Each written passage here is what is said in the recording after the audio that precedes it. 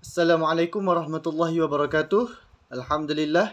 Nama diberi Muhammad Hadi Zufairi bin Fauzi, bernomborkan metrik 067411. Baik, kumpulan kami akan membentangkan tentang seorang tokoh yang bernama Syed Hussein Nas.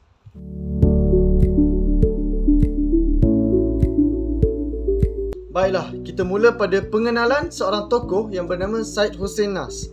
Syed Hussein Nas merupakan salah seorang Muslim yang mempunyai keahlian dalam bidang ilmu kajian Islam yang melampaui batasan ilmiah bagi menerokai ilmu dalam Islam secara objektif serta kebenaran sesuatu ilmu itu. Sumbangan besar beliau dalam kajian falsafah dan ilmu pengetahuan membuktikan kebijaksanaan dan ketajaman pemikirannya. Syed Hussein Nas banyak memberikan kritikan terhadap kenyataan ataupun pendapat-pendapat manusia zaman moden pada masa kini dari pelbagai sudut. Dan antara sudut yang beliau fokuskan adalah dalam kritikan tersebut berkaitan fenomena seni moden yang berkembang pesat di seluruh pelosok dunia dan dikatakan masih lagi diperluaskan.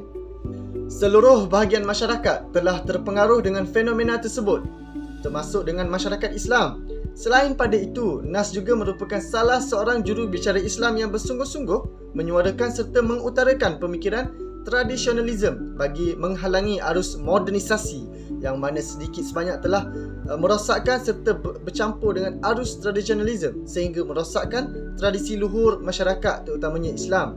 Dalam pada itu, menjadi seorang ilmuwan yang terkenal, beliau telah bekerja mendirikan kemudian memimpin sebuah institusi pengkajian falsafah serta mendapat nama di peringkat kebangsaan oleh raja.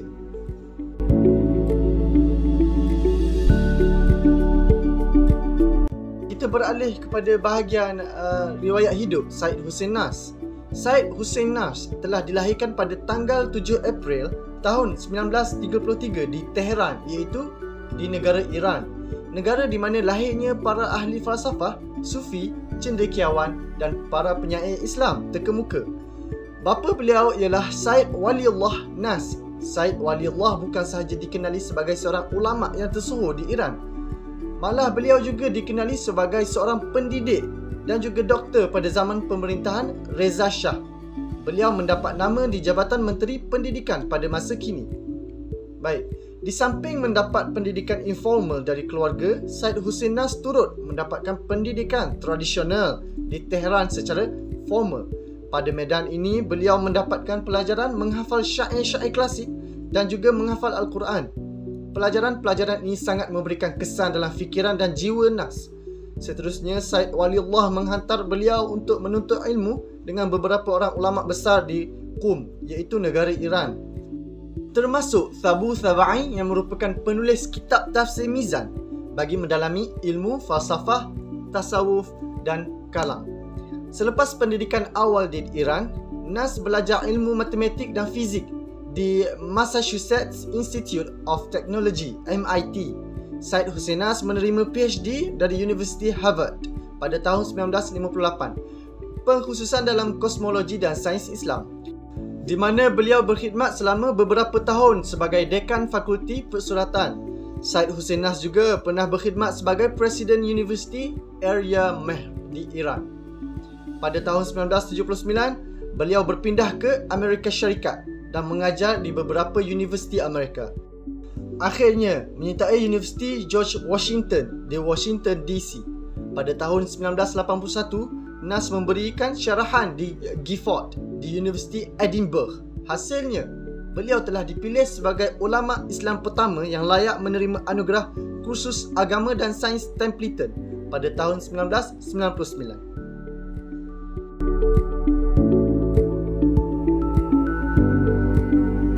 Kita beralih kepada bahagian pengiktirafan Syed Hussein Nas. Beliau terkenal sebagai tokoh ilmuwan Islam dengan aliran kontemporari tanpa mengetepikan sisi tradisional itu sendiri. Berusaha memberikan jawapan terhadap pandangan serta menghadapi orientalis yang berfikiran moden seperti sainsitisme, materialisme dan sebagainya. Beliau pulang ke Iran setelah memperoleh gelaran PhD dalam bidang falsafah Islam dan sejarah sains dari Universiti Harvard pada tahun 1958. Di Iran, beliau lebih mendalami falsafah tradisional dan falsafah timur dengan berbincang bersama tokoh-tokoh ilmuwan agama yang terkemuka dari Iran seperti Kazim Asa, Tabatabai dan Abu Hasan Al-Qazwini. Dari sudut kegiatan akademik, Nas selaku dekan Fakulti Sastra mengajar di Universiti Tehran pada aliran yang sama pada tahun 1968 sehingga 1972 dan beliau dinaikkan pangkat sebagai profesor di Universiti Harvard pada tahun 1962 sehingga 1965. Syed Hussein Nas juga merupakan seorang sarjana yang menduduki barisan pimpinan Aga Khan Chair of Islamic Studies yang baru dibina di American University of Beirut dari tahun 1964 hingga ke 1965. Seterusnya pada tahun 1975 hingga 1979, Nas menjadi Director Imperial Iranian Academy of Philosophy, sebuah persatuan yang dibangunkan oleh pemerintahan dinasti Shah Reza Pahlavi bagi memajukan kajian falsafah. Nas turut berhasil menjalankan tugasan ini sehingga beliau diberikan gelaran kebangsaan oleh Shah Reza Pahlavi. Kredibiliti Nas dari segi akademik dan intelektual bukan hanya dikenali di negara Iran sahaja, tetapi turut diakui di negara-negara lain sehingga sering dijemput ke seminar atau memberi kuliah di dalam dan di luar negara. Selain itu, Syed Hussein Nas memberikan kuliah di Universiti Harvard iaitu Amerika Syarikat pada tahun 1962 hingga 1965. Beliau menjadi pengarah lembaga Aga Khan pada tahun 1964 hingga 1965 bagi kajian keislaman Aga Khan Chair of Islamic Studies di universiti yang sama. Nas juga memberikan rencana pada Pakistan Philosophical Congress iaitu di Pakistan pada tahun ke-1964. Nas menyampaikan kuliah di Universiti Chicago pada tahun 1966 dengan sponsor Rockefeller Foundation. Nas pernah melawat ke negara Indonesia pada bulan Jun tahun 1993 atas undangan Yayasan Wakaf Para Madinah hasil kerjasama dengan penerbit Mizan. Di sini beliau memberikan 3 ceramah dengan tajuk yang berbeza, iaitu yang pertama berkaitan seni Islam sekaligus pelancaran buku spiritual dan seni Islam, iaitu Bandung Mizan 1933. Seterusnya ialah tentang kerohanian krisis agama dan dunia moden pada masa hadapan. Dan yang akhir sekali berkaitan falsafah Paremil. Sekarang tiba kita pada bahagian sumbangan-sumbangan beliau dalam bentuk karya-karya agung yang dihasilkan oleh Syed Hussein Nas. Sumbangan-sumbangan yang ditinggalkan sehingga kini dapat dimanfaatkan ialah ideologi-ideologi pemikiran cerdas beliau yang dikarang dalam bentuk buku-buku serta artikel. Antara karya tersebut ialah An Introduction to Islamic Cosmological Doctrines, iaitu pada 1964, di mana buku ini membincangkan kajian berkaitan konsep kosmologi tradisionalis yang mendedahkan tentang pendapat-pendapat metafizik dari para tokoh klasik seperti Al-Biruni, Ibn Sina dan Ikhwan Ash-Shafa'. Karya kedua bertajuk Three Muslim Sages, iaitu pada tahun 1964, yang mana buku ini memaparkan pemikiran dari 3 orang tokoh Muslim klasik. Yang pertama, Ibn Sina dengan falsafahnya iaitu Masya'iyah dan Ibn Arabi dengan pemikiran Ma'rifah beliau. Bagi karya yang dihasilkan pada zaman era 1970-an, Syed Hussein Nas memperkukuhkan kritikan beliau terhadap manusia moden dengan mengetengahkan buku yang provokatif dan penuh prihatin yang bertajuk Islam and the Plight of Modern Man, iaitu pada tahun 1976. Buku ini mengandungi tentang permasalahan yang timbul pada zaman moden. Buku ini turut membincangkan cara-cara mengaplikasikan ajaran warisan intelektual dan kerohanian Islam. Selain pada itu, turut dibincangkan alternatif besar ajaran Islam bagi mencari jalan keluar dari kedudukan serta gaya hidup zaman moden seperti ajaran Islam. Bagi isi kandungan untuk menolak tuduhan bahawa Islam hanya mewarisi kebudayaan dan ilmu dari bangsa-bangsa sebelumnya boleh didapati dalam buku Islamic Science, An Illustrated Study pada tahun 1976. Beralih kita kepada zaman 1980, iaitu di mana Syed Hussein Nas menegur para Muslim moden yang berpemikiran kian merosot disebabkan oleh pengaruh kemodenan Barat melalui kritikan yang diujar dalam buku bagi menyedarkan serta berkongsi alternatif hidup di dunia moden. Antara karya-karya yang berkait ialah Islamic Life and Thought, iaitu pada 1981. Buku tersebut menjelaskan usaha bagi menjawab bahawa tasawuf tidak dianggap sebagai kambing hitam. Tasawuf tidak dianggap sebagai kambing hitam atas kekalahan Islam menentang Barat, tetapi punca bagi kehancuran umat Islam adalah disebabkan oleh kehancuran tasawuf dalam diri umat Islam sendiri serta aliran sufi oleh gerakan-gerakan rasionalisme Islam. Kira-kira sejumlah 50 buah buku selain 500 artikel yang telah dihasilkan oleh Syed Hussein Nas untuk jurnal ilmiah dan seminar di beberapa negara seperti jurnal Iran yang diterbitkan di London, jurnal Milla wa Milla iaitu Melbourne, Australia, The Islamic Quarterly di London, Inggris, dan Hamdat Islamicus dan Word Spirituality. Sukalah saya untuk berkongsi sedikit tentang pemikiran Syed Hussein Nas, iaitu di mana pemikiran Syed Hussein Nas ini sangat multidimensi dan kompleks. Ini dapat dilihat menerusi karya-karya yang telah dihasilkan oleh beliau yang membincangkan berkaitan sains, persoalan manusia moden, ilmu pengetahuan dan seni sehingga sufism. Kualiti pemikiran ilmu beliau serta integritinya langsung tidak terganggu oleh hal-hal yang berkait dengan reputasinya. Kehebatan pemikiran beliau harus diakui bahawa sangat sukar menyusun Syed Hussein Nas mengikut kategori tertentu yang pernah dibuat oleh beberapa ahli yang lain. Hadirnya seorang ilmuwan Islam kontemporari seperti Syed Hussein Nas, banyak kritikan yang telah dilemparkan atas kenyataan generasi zaman moden dari pelbagai segi. Tasawuf adalah sudut utama yang sering diberikan kritikan kerana generasi kini kurang mengambil cakna dan memandang remeh terhadap ilmu tasawuf. Menurut pandangan Nas, tasawuf diibaratkan seperti roh yang menghidupkan jasad seperti hujan yang turun menghidupkan tanah yang gersang. Oleh sebab itu, tasawuf amatlah penting bagi menghadapi serangan dan pemikiran barat kerana jiwa yang dipenuhi dengan ketaatan dan ketakwaan di dalam hati. Dengan wujudnya fahaman manusia moden pada masa kini, Nas telah mengeluarkan buah kata kepada golongan ini, iaitu manusia moden, tentang kepentingan sufism dalam diri. Kerana bagi Nas, manusia moden ini hanya mengikuti perkembangan semasa tanpa memikirkan kebaikan dan keburukan sesuatu perkara tersebut. Dengan sifat manusia sebegini, Nas telah mengeluarkan hujah iaitu falsafah perennial untuk merespon akan kemunculan golongan manusia moden ini. Dalam topik ini, perkara pertama yang menjadi tajuk utama adalah pembebasan golongan moden daripada terperangkap dengan perangkap budaya dan peradaban yang diciptakan oleh manusia itu sendiri tanpa berlandaskan apa yang diajarkan dalam agama. Pada pandangan Nas juga, kemunduran Islam turut disebabkan oleh golongan Wahabi di Arab dan ahli hadis di India. Kehancuran ini disebabkan oleh penghancuran tarekat oleh dua golongan tersebut. Kemajuan ilmu dan perkembangannya teknologi telah membawa ramai manusia kepada melebihkan kehidupan dan kekeringan jiwa batin yang suci. Selain itu, Nas juga menegaskan kepada kita bahawa fahaman sufism adalah berbeza di antara Islam dan agama lain. Ini kerana sufism dan atau tasawuf dalam agama Islam diambil daripada Al-Quran dan hadis atau kehidupan manusia teragung, iaitu Nabi Muhammad sallallahu alaihi wasallam.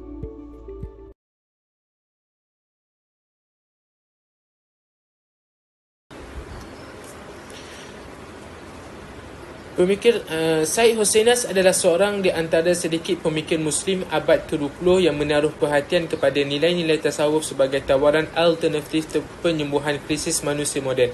Perhatian ini muncul dalam fikiran Syed Hussein Nas didasari oleh pandangan bahawa umat Islam telah pun jauh tertinggal di bidang tersebut dibandingkan dengan Barat. Peradaban yang dibina bagi membina masyarakat telah lama dilakukan oleh Barat dan umat Islam ketinggalan jauh dalam melakukannya. Pada pandangan umat Islam, banyak yang mengatakan bahawa dunia Islam kurang maju dan tiada peradaban berbanding dengan Barat adalah disebabkan oleh terikatnya dengan tasawuf dan cara tradisional yang menyebabkan umat Islam terikat untuk melakukan revolusi terhadap peradaban. Bagi Nas, ia adalah satu buah fikiran yang salah yang menyalahkan tasawuf untuk umat Islam maju dan adanya revolusi dalam peradaban umat Islam. Krisis ini disebabkan oleh terlahirnya manusia yang melakukan pemberontakan terhadap Tuhan dalam diri mereka sendiri, merasakan jiwa mereka tidak bebas dan terikat dengan peraturan agama. Disebabkan masyarakat banyak menolak tasawuf dan sering menyalahkannya dalam pelbagai hal, menyebabkan umat Islam tidak dapat menolak serangan bertubi-tubi daripada unsur dan pemikiran Barat. Pandangan Nas, tasawuf diibaratkan seperti roh yang menghidupkan jasad dan seperti hujan yang turun menghidupkan tanah yang gersang. Oleh sebab itu adalah penting Tasawuf amatlah penting bagi menghadapi serangan dan pemikiran barat kerana jiwa yang dipenuhi dengan ketaatan dan ketakwaan di dalam hati. Dengan wujudnya fahaman manusia moden pada masa kini, Nas telah mengeluarkan buah kata kepada golongan ini, iaitu golongan manusia moden, tentang kepentingan sufism dalam diri. Kerana bagi Nas, manusia moden ini hanya mengikuti perkembangan semasa tanpa memikirkan kebaikan dan keburukan sesuatu perkara tersebut. Dengan sifat manusia yang sebegini, Nas telah mengeluarkan hujahnya, iaitu filsafat perennial untuk merespon akan kemunculan golongan-golongan manusia moden ini. Dalam topik ini, perkara pertama yang menjadi tajuk utama adalah pembebasan golongan moden ini daripada terperangkap dengan perangkap budaya dan peradaban yang diciptakan oleh manusia itu sendiri tanpa berlandaskan apa yang diajarkan dalam agama. Pada pandangan Nas juga, kemunduran Islam turut disebabkan oleh golongan-golongan Wahabi di Arab dan ahli-ahli hadis di India. Kehancuran ini disebabkan oleh penghancuran tarekat oleh dua golongan tersebut. Kemajuan ilmu dan perkembangannya teknologi telah membawa ramai manusia kepada melebihkan kehidupan dan kekeringan jiwa batin yang suci. Selain itu, Nas juga menegaskan kepada kita bahawa fahaman sufism adalah berbeza di antara Islam dan agama lain. Ini kerana sufism atau tasawuf dalam agama Islam diambil daripada Al-Quran dan Al-Hadis ataupun kehidupan manusia teragung, iaitu Nabi Muhammad SAW. Salah satu tokoh yang banyak mempengaruhi Nas adalah Rin Junior. Rin Junior merupakan salah satu tokoh yang banyak mempengaruhi orientasi tradisional Nas. Nas telah memberi perhatian penuh terhadap keadaan umat Islam yang pada masa itu wujud masalah terhadap peradaban Islam itu sendiri. Proses pengaruh barat telah membaluti minda masyarakat dalam beberapa hal yang tertentu seperti ekonomi, moral, politik dan pelbagai lagi cabang yang dipengaruhi oleh pemikiran barat. Menurut Azra, pemikiran Nas bisa dimasukkan ke dalam beberapa model berfikir, iaitu postmodernism, neomodernism atau neo-sufism. Nas adalah salah satu daripada penyuara anti-modernisme Islam yang ada di barat dan juga seorang ahli sains moden yang berpendidikan barat. Kritikan terhadap Nas. Sains moden telah memiliki kesan besar terhadap dunia Islam dan setiap jiwa kehidupan masyarakat. Wujudnya fahaman-fahaman baru yang bertentangan dengan agama yang merosakkan akidah umat Islam dan membawa umat Islam jauh daripada landasan agama yang sebenar, seperti fahaman liberalisme, pluralisme dan pelbagai fahaman yang lain. Wujudnya fahaman sekular yang memisahkan antara agama dan kehidupan, yang mana fahaman ini mengajarkan bahawa dalam kehidupan tiada peraturan dan agama tidak boleh masuk campur. Disebabkan fahaman inilah yang menyebabkan umat Islam mengatakan bahawa negara Islam itu tidak maju kerana terikat dengan tasawuf ataupun terikat dengan agama. Dalam sains moden juga telah membawa manusia ke arah materialistik dan hanya memandang dunia sahaja. Dengan mengajarkan manusia tentang materialistik semata-mata menyebabkan manusia sanggup melakukan apa sahaja demi mendapatkan kehidupan dunia yang mewah. Sebab itu pada zaman sekarang banyak berlaku kecurian, penipuan, perompakan kerana manusia ingin mencapai materialistik dalam kehidupan mereka sendiri. Kesimpulannya, Syed Hussein Nash adalah seorang intelektual dan akademisi yang luar biasa. Sudah banyak karya-karya yang telah beliau ciptakan, mulai dari karangan sampailah kepada buku-buku. Beliau pun mempunyai garis besar pemikiran yang beragama, di antaranya tentang spiritualism Islam pada saat pengaruh barat sudah membaluti minda masyarakat. Pikiran-pikiran Nas di sekitar ini muncul sebagai reaksi terhadap apa yang dilihatnya sebagai krisis manusia moden. Pada akhirnya, peradaban moden khususnya di barat dan ditumbuh kembangkan di dunia Islam, menurut Nas telah gagal mencapai tujuannya kerana perangan Syed Hussein Nas adalah menyuara respon yang dimunculkan setelah melihat dengan seksama krisis manusia moden. Akhir sekali, pemikiran Nas lebih kepada semangat dalaman dan semangat jiwa yang mendalam. Sifat tasawuf yang diterapkan oleh Nas kepada manusia moden sangatlah mendalam demi membentuk manusia yang berjiwa dan bertasawuf supaya tidak berpengaruh dalam pemikiran barat. Assalamualaikum warahmatullahi wabarakatuh. Nama saya Muhammad Firdaus Bihman. Nama matrik 067395. InsyaAllah saya akan menyambung perbincangan daripada kawan saya. Saya akan menerangkan berkaitan dengan pengaruh Syed Hussein Nash. Syed Hussein Nash merupakan salah seorang pemikir kontemporari Islam yang terkemuka di Amerika. Dengan kapasiti yang dengan posisinya ada, Syed Hussein Nash mencari cara baru dengan menggunakan dengan pendekatan filsafat dan tasawuf. Syed Hussein Nas datang sebagai jurubicara sama ada kepada masyarakat barat maupun masyarakat Islam di timur. Di negara barat, beliau menyarankan pemikiran Islam sebagai cara nilai dan way of life. Di negara Islam pula, beliau memberitahukan tentang negara barat ni sedang mengalami kemerosotan spiritual yang tidak dapat difahami oleh negara Islam di timur. Okey, terdapat beberapa buah buku yang ditulis oleh Syed Hussein Nas. Apa yang menarik dalam penulisannya ialah beliau mempunyai dua aliran pemikiran yang saling berhadapan, iaitu metafizik barat di satu pihak dan metafizik Islam di satu pihak yang lain. Yang terakhir ini lebih menekankan tentang ilmu tasawuf, walaupun Nas sendiri nampaknya belum mencapai tahap seorang sufi sebagaimana tokoh-tokoh sufi yang terkenal di dunia Islam. Namun, Syed Hussein Nas sebenarnya mempunyai keasliannya sendiri hingga hanya perkara-perkara tertentu, iaitu dia mencampur adukkan fahaman tasawuf yang dikuasainya melalui pengalamannya dan juga hasil pengajiannya di barat untuk mencari alternatif jawapan kepada masalah manusia moden. Istilah moden yang berulang dia meletakkannya walaupun dalam erti kata yang kurang jelas.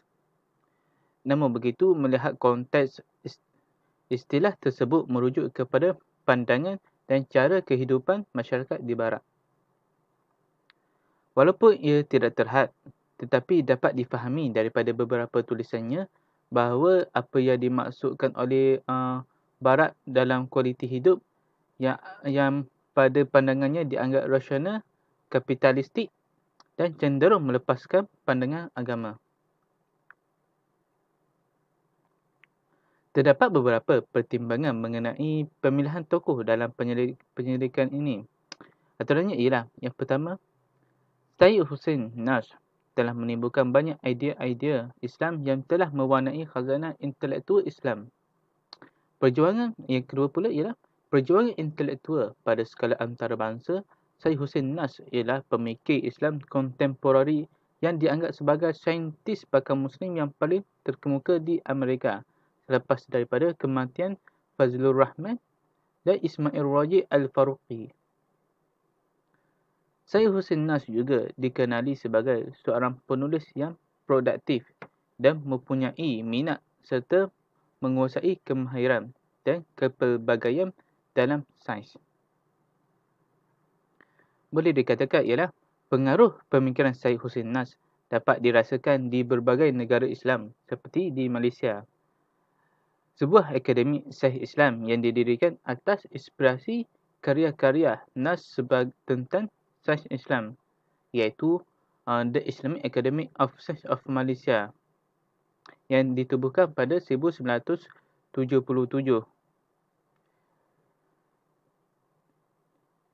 Itu saja daripada pembentangan saya berkaitan dengan pengaruh Syed Hussein di Malaysia. Sekian saja daripada saya. Okey, saya akan menyambung kembali berkaitan dengan kesimpulan. Kesimpulan yang dapat kita buat ialah Syed Hussein adalah seorang yang intelektual dan akademisi yang luar biasa. Ada banyak karya-karya yang telah beliau ciptakan mulai dari karangan sampailah kepada buku-buku. Beliau pun juga mempunyai garis besar pemikiran yang beragam, di antaranya tentang spiritualisme Islam pada saat pengaruh barat sudah membaluti minda masyarakat. Fikiran-fikiran Nas di sekitar ini muncul sebagai reaksi terhadap apa yang dilihatnya sebagai krisis manusia moden.